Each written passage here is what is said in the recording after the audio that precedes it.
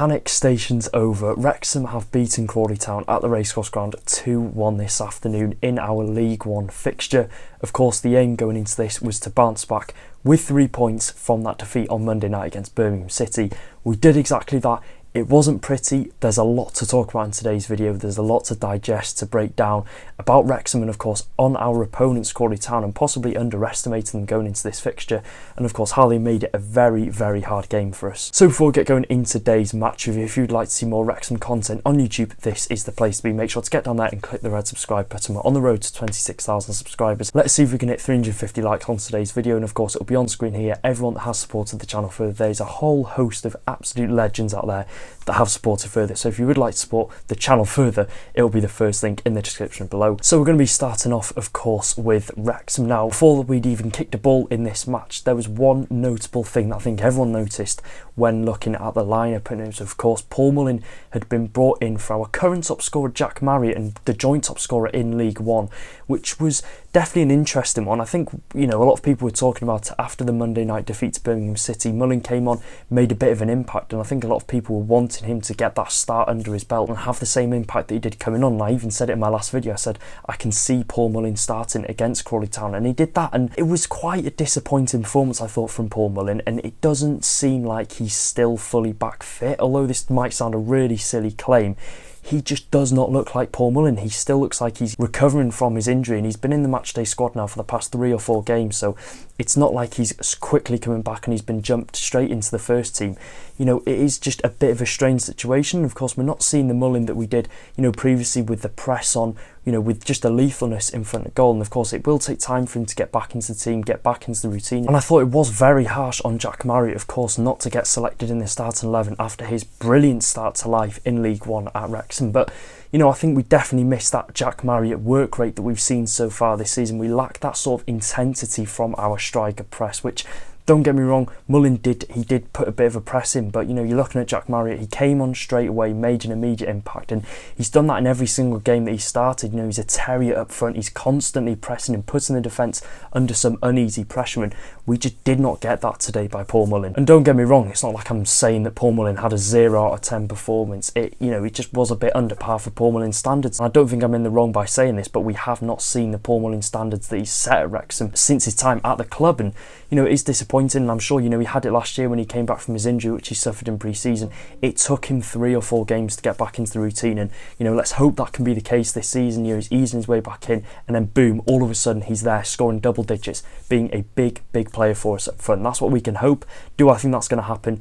I've got every belief in, so yes. Talking on the whole for Wrexham now, I mean, we were not at our best at all. We knew, you know, from the first minute, you know, we knew before the game the style of play that their manager wants to implement at Crawley Town that he did last season. You know, that second half of the season at Crawley was ridiculous, and they were beating teams 5-1 in the playoffs.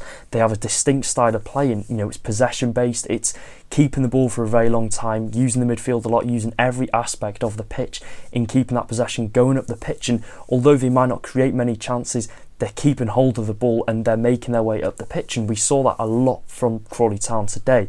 And you know, we've been used to it this season. We know Wrexham, we've not been in possession for most of the games. We haven't dominated possession, so it's not like we were facing anything new. But I thought we gave Crawley too much time on the ball, which made them look even better. And I thought we were definitely lacking when it came to, you know, pressing Crawley Town when they were on the ball. And I think that could be something that Parky might have said before the game, not to, you know, use unnecessary energy when pressing, because we know they're just going to be a team that are happy to keep the ball, pass it round and wait for that opening, which they did have a couple of times, and they should have had at least 2 goals from that. You know, the open goal miss, which was absolutely ridiculous, but you know, they worked their way up the pitch, and I think that's something we obviously didn't do. We didn't, like I said, burn unnecessary energy when pressing them, when, you know, in the midfield, but at times you could see why we needed to do that. We were getting carved open in the midfield. There was so much room at times in the midfield from them doing a simple, you know, 3-pass sequence, and all of a sudden there's a massive gaping hole in the midfield for them to drive into. I thought our structure today was slightly off, and of course, you know, I'm not going to sit here and moan and say we were absolutely awful. It was far from a good performance, but this is the sign of a good team. This is a sign of a team that is going to be up there at the end of the season. We have probably had our worst performance of the season, but guess what? We've come out with 3 points. It's not like the Tranmere, the Bradford days last season where, we'd be knocking on the door and not being able to get those goals. We've got the 2 goals. Max Cleworth coming in clutch late on with that header. I think a draw would have probably been a fair result from this game. I thought Crawley, of course, were good, and Wrexham, we had that goal which we deserved early on through Elliot Lee, but second half was definitely questionable and a questionable performance from us. But I'm sure Parky will not mind that at all. Like I said, it's the sign of a good team. We've picked up the 3 points. We remain top of the League One table. And the most important thing going into this game, like I said, was bouncing back. It doesn't matter how we did it. It doesn't matter if we did it in ugly fashion, 7-6 or something, or 1-0. We needed to bounce back from Birmingham and get the 3 points. And we did exactly that. I think a loss today would have definitely been a big blow. But of course, like I said, we're there. We're top of the league. And I keep saying it was an ugly performance. We pulled through. We got the 3 points. It was a great first goal from Elliot Lee and a great second goal from Max Cleworth. He is proving to be a massive, massive player for us this season. We knew going into this season, obviously the step up in quality, the step in quality in strikers, but Max Cleworth has just thrived and thrived this season. This lad is destined for the very top. He is destined to be a Premier League defender, and we're seeing some really, really good signs already from Max Cleworth. Yeah, and a word on our opponents at Crawley Town. Of course, like I said, their main style of play today was just keeping possession. They were happy to do these 3-4 sequence passes and then finding those opening and gaps. And don't get me wrong, I thought, they're one of the better teams to come to the racecourse ground and try and, play out from the back or play this risky football as it is probably known as these days, which is possession-based, one-touch passing. And, we saw it last season in League 2, of course, we were in the same league as Crawley, who got promoted with them. We saw that second half of the season, they really implemented that style of play on the league and they were a team to fear.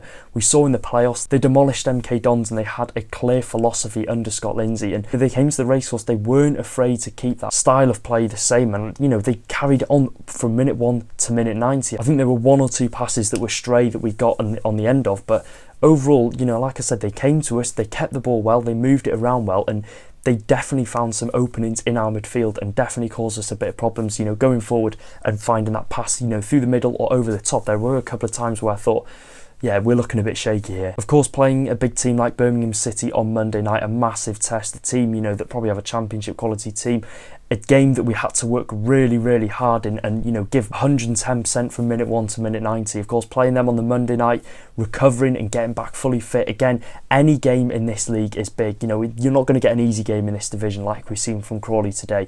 A few look tired, and I think, of course, that is understandable, and that's probably one of the main reasons why we weren't going all hell for leather and pressing them fully.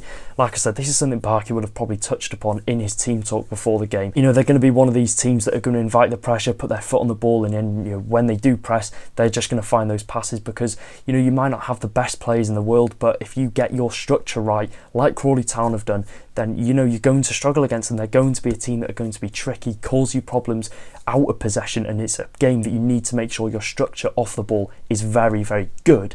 And having said that, I think at times, we knew when not to press and when we knew when to press, but I thought at times they did a couple of passing sequences where I thought, yeah, we can sense that something's going to happen here. And one pass, turn to 2, turn to 3, and then that's it. There's a massive gaping hole in the midfield, which they capitalised on. But of course, if they had a good striker on the pitch, and if these were, a better quality team in players, I think they could be a really dangerous threat to this division, and a team, that I think are going to surprise a lot of people this season. Yeah, and talking on their goal now, where do you start? Where do you start with this goal? An absolute shambles. It felt like we were in non-league again with these officials. A lot of people were saying they didn't know what happened on the iFollow. The commentators were questioning it, but what the case was, there was a ball over the top. The linesman put his flag up, flagged for offside. Usually when that happens, the referee blows his whistle and they play from the free kick from where the offside was, but the ref just seemed to ignore the linesman, played on, and Crawley Town scored from it.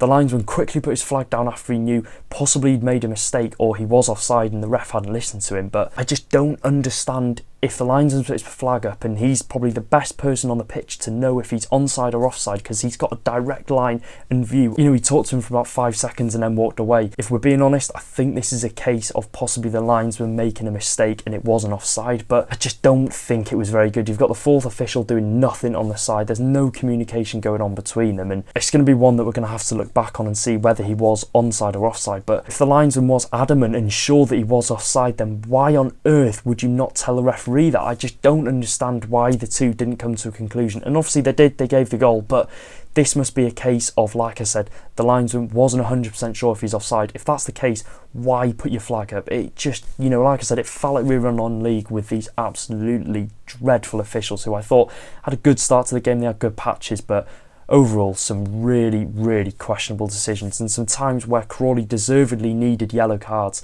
and, you know, times where Wrexham would make a foul and it'd be a yellow card. I thought they were very inconsistent today. You might have seen on the community post on the page, the rain and the thunder was ridiculous. You know, at the last 5 minutes of the game, it was just like the heavens had opened. Everything came down, all the rain, the thunder, the lightning, etc. It was usually a really nice walk back from the ground. That wasn't the case, as you can imagine, and to make things even better, found a £20 note. So, you know, it's a big 3 points, and 3 points that we'll probably look back on at the end of the season and think, we weren't the best there, but we grinded it out, and that is the sign of a good team. Getting 3 points when you, to be honest, did not deserve it. So credits to Crawley Town today. I thought, you know, they came and they didn't fear this, you know, project at Wrexham. They didn't fear the racecourse ground, the players, the increased quality players that they faced last season.